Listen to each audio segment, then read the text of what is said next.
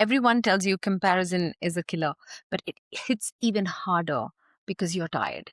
Welcome to day 8 of 30. Sorry, my tech has been acting up, but I'm right here and we're going to get right into it, okay? So, day 7 was about breaking identity. This day was about the 8th chapter, I would say, was all about how the comparison came flooding in. Not the loud kind, the quiet, corrosive kind. I remember scrolling and thinking, why does everyone else look so intentional? Like everybody, there were these women I admired, women who seemed smarter, more strategic, more planned. They had the language, the framework, the experience, roadmaps. They spoke with such conviction and certainty. I felt late. I was like, what am I doing online? Like, I don't have anything to say. And here's what I didn't see back then. We are never too late. And I wasn't late, but I was tired. You see, my 30s weren't spent optimizing and doing other things as I would have wanted to, or they were spent holding a family, holding responsibility, holding grief. Being a mother was not a side role for me, it was central. And motherhood doesn't announce itself as ambition does, it consumes time quietly, energy invisibly. Like the invisible load we carry as women and mothers is something you can't even quantify.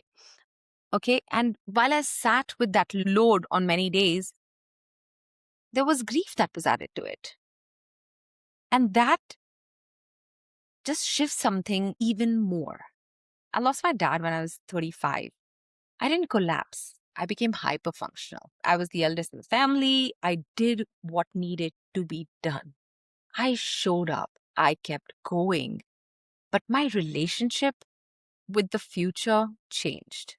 I wasn't designing. I was sitting stuck in this autopilot mode, surviving because I just had to make sure everything was okay and everything was taken care of. And you know what survival does? It steals imagination. You just stop asking, what do I want? You start asking, what needs to be handled? So when I looked at the other women designing lives, launching things, being so deliberate, chasing their dreams, going after everything I wanted, I internalized the wrong conclusion that I wasn't as smart, that I lacked clarity, and that I'd somehow missed the memo and I don't know what I was thinking. But the truth was simpler. They weren't carrying what I was carrying. And that matters. My journey just looked different. So, comparison becomes extremely cruel when you ignore the context, when you judge your progress, like without acknowledging your load. So, what if somebody achieved some success in a year and it takes you 3 years? I hadn't fallen behind. Neither are you falling behind. I had, in my experience, deferred parts of myself just to keep moving, like have momentum. I didn't focus. It was just important to keep moving, right? And here's the part that as women, we don't say it out loud. Sometimes clarity doesn't feel empowering, it feels heavy because clarity arrives when you finally have the space to feel what you postponed. And what I felt then, it was grief for time, for creativity, for versions of myself I hadn't even explored yet, for so many other things, that the loss of family and so many moments, right? But this chapter was never about fixing the comparison. It was about seeing it accurately. So see where you are holding yourself to a standard of other people. And this seeing accurately was not as proof of inadequacy, okay, but as a signal that I was coming out of survival.